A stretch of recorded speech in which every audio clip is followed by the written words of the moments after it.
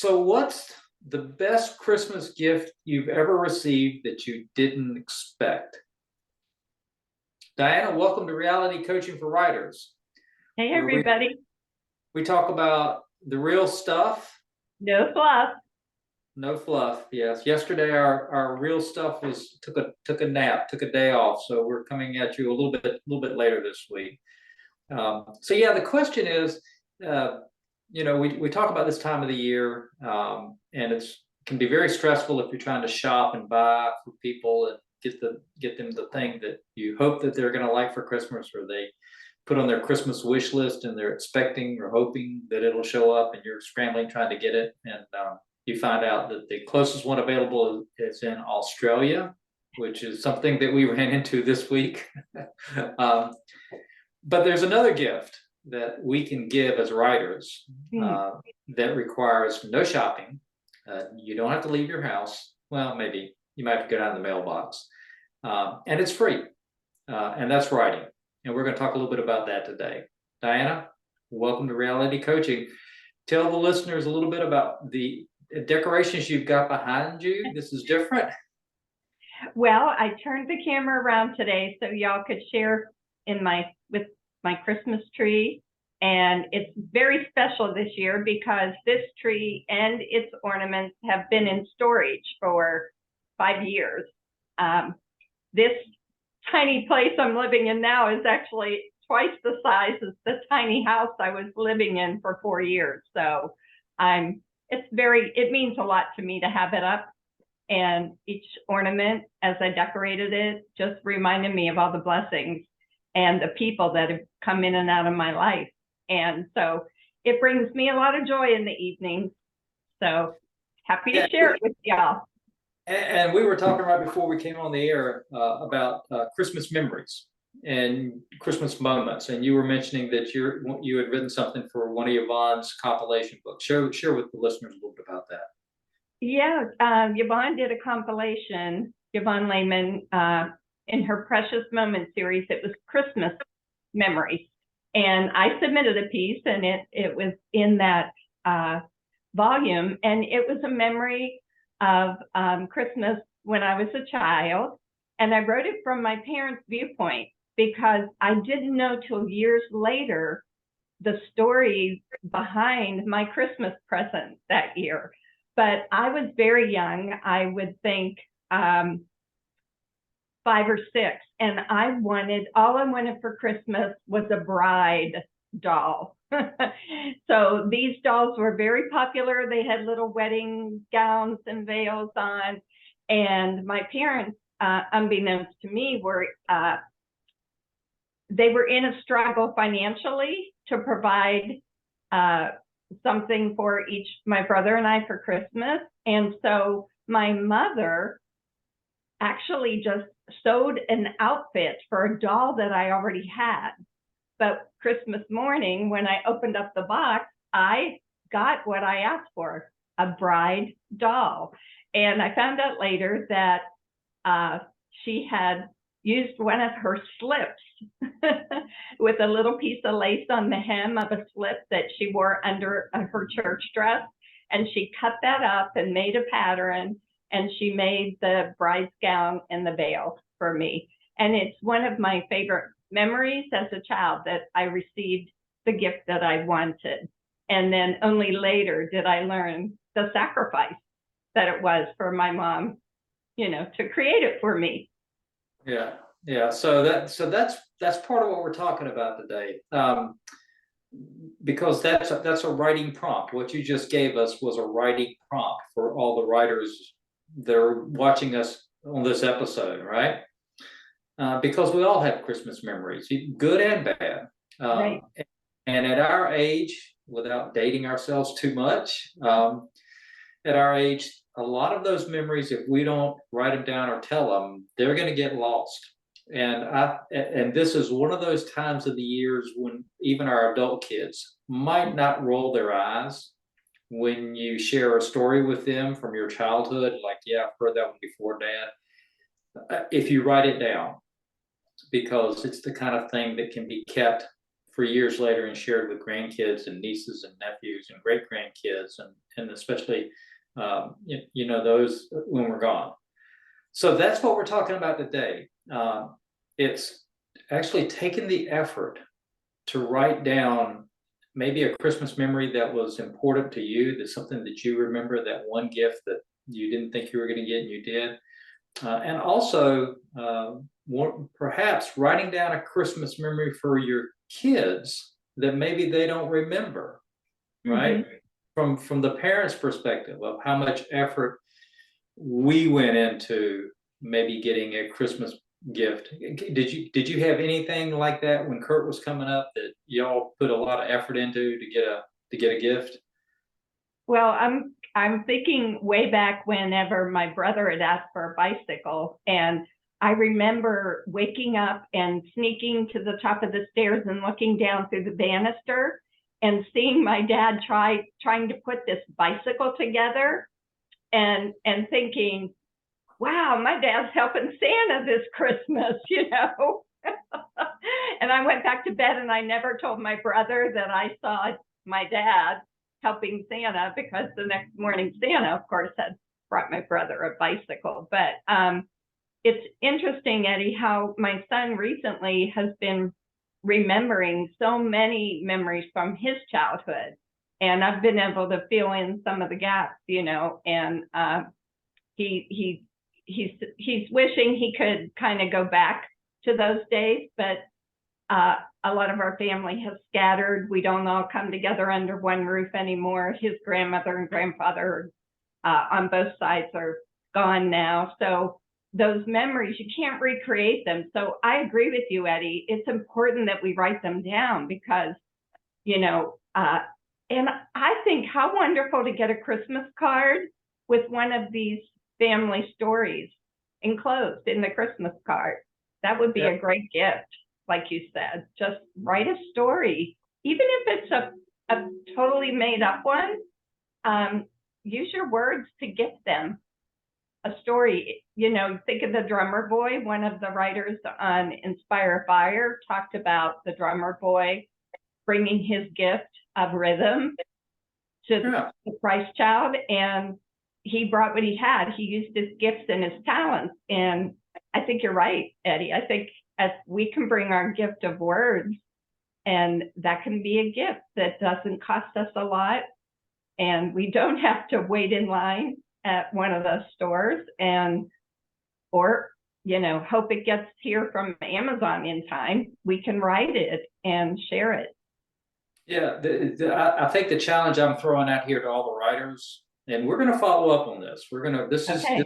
This is a homework assignment for anybody that watches this episode. This is one of those few times where we're going to put the homework out there and expect to have it turned in. Doesn't have to be turned in on time, but we expect it to be turned in. And we want to see and receive some of what you write for this Christmas, for your Christmas gift that you're giving away. And I'll just share, it doesn't have to be necessarily a gift. It can just be kind of like we're talking about a Christmas memory or a Christmas trip. And with that challenge goes, can you bring a tear to someone's eye on Christmas morning? Like if you're in the room when they open the gift, kind of watch and see if you can get them to tear up a little bit. Okay. That'll be the maybe that's an A, at least an A. If you get a tear, you get at least an A for your homework assignment. How about if you get a belly laugh? No, belly laugh will get you an A. Belly laugh will absolutely get you an A. Yeah. Because I was sitting there thinking, there were years ago, we used to, after Aunt Sarah passed away, we would go to Kiowa Island, for Thanksgiving for like 3 years in a row. It was a way of starting a new tradition, because the old one had passed with Aunt Sarah. We weren't going to her house, so we had to come up with a new Thanksgiving tradition. And so Denny's dad took the whole family to Kiowa Island, for Thanksgiving. A lot of money, but man, did it, it was nice. Well, one year, we were out, riding our bikes on the cart path, which you're not supposed to do. Just, that's trespassing if you're riding your bike on a cart path, but we were doing it. And I swear, we saw Santa Claus playing golf. Not in his outfit, but he was, he had shorts and a golf t-shirt, but he was built like Santa Claus, and he had the hair and everything. And so I told the boys, they were 10 and 6 or something. I said, hey, maybe they were younger. I said, hey, there's Santa Claus back there playing golf, and they're like, no way. I was like, it isn't Christmas. I mean, he's got to take a vacation, right? You got to take a break. This is probably him scouting out things. He's catching a little round of golf. I said, he may even be spying on y'all, right? And they're like, yeah, do you think? I was like, let's see if he hits the ball well. He didn't. I was like, there you go. How much practice does Santa get in the North Pole practicing golf? So he's just having a good time. So they kind of bought into it. Well, I wrote that up, and wrote it into a short little note and just signed it at the bottom. Saw you guys on the golf course back at Thanksgiving, riding your bikes. Didn't want to stop and interrupt, but it looked like you were having to get something to that effect, and put it in their Oh style. my gosh. And both the boys read it and they went, wow, so those are the kind of things that we're kind of hoping to inspire you to do, because again, we are writers. And if we have the ability to write, we should be able to come up with this, I think. So I love that, Eddie. I know what I'm gonna write, because my father came to visit our family when we were living in South Dakota in the middle of summer, and he did Santa all the time. He looked like Burl Ives, and here he is in khakis and a plaid cotton shirt, and we're at McDonald's, and all of a sudden this little boy just sidles up beside him and just stood there. And I'm thinking, what? And my dad put down his newspaper. He was having his senior coffee, put down his newspaper, and he said, hi, what's your name? And he told him, and he said, have you been a good boy? And he was like, and he goes, well, don't tell your friends that you caught me on vacation in South Dakota. He said, but I'll remember you. And the little boy just ran off so happy. And I just looked at my dad, and he goes, picks up his newspaper, and he said, it happens all the time. That's great. So here's the other part of the writing assignment. So there's the Christmas memories, maybe the trips, the moments, and all those. We're asking you to consider and write at least one of those. And here's the other challenge. Okay. To think of one individual who, for this Christmas, it's going to be particularly difficult. Mm. And write them a heartfelt note. Doesn't have to be a long letter, but just a note to bring them some Christmas cheer. Maybe something that you remember from their past, a moment. And it may be, it's going to probably, this is where the tears come in. It may, may know this is going to bring tears to their eyes. But maybe it's a couple that you remember used to be with, and this year one of the spouses is not there. And just painting that picture of that moment again and send it to that individual. If you will do that for us this Christmas, that will be your gift to Diana and I, to the Writers Coach. That would be my request. That's beautiful, Eddie. And that does remind me why we're doing this video segment instead of what we had planned to have Andy Lee on, talking about her blogging success and how it has led to books and further article writing. Andy's dad passed away unexpectedly on Sunday, or Saturday night, and she flew to Oklahoma Sunday. So she's in Oklahoma right now, seeing to, his end of life details and emptying out closets. And so if any of you think of her and her husband, Mike, at this time, because Mike, her husband, just lost his father 1 month ago. So they both now have lost both their parents and are in this holiday season knowing, they aren't going to be sharing moments like with them, memorable moments any longer. So I'm sure they're both awash with memories at this time, and they would welcome your prayers. I know. Diana, do you want to close with us today? What's your parting thought on writing Christmas memory moments for your family and friends?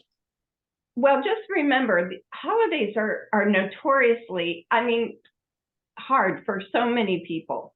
You know, for others, it's just joy and happiness, but it's one of the highest months for suicide.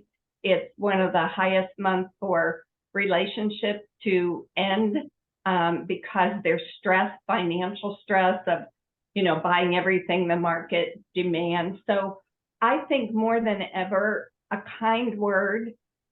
When you're tempted to lay on the horn in traffic, don't. Instead, pray for the person that just annoyed you. You have no idea what they're facing. And just be considerate, especially generous with the people on street corners that are, you know, asking for money.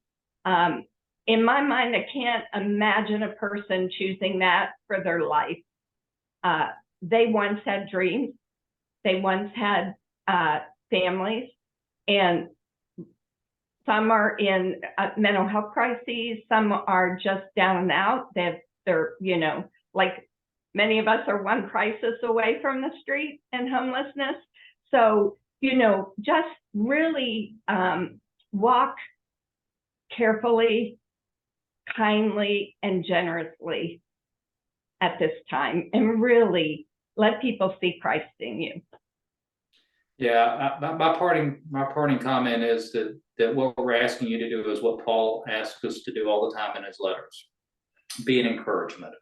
Yeah. Be somebody that's supporting, building people up, and that's what we're talking about today. Well, listen, this has been fun. Really enjoy your tree. I'll have to figure out a way to put a little tree in my office and get one for next week. Thank you. Yeah. And get to writing, everybody, and we'll talk with you next week. Yeah, we'll get the information up on the Facebook page, so you'll know where to send it and everything. And the Amazon gift cards that go with it. Okay. Okay. Bye, everybody.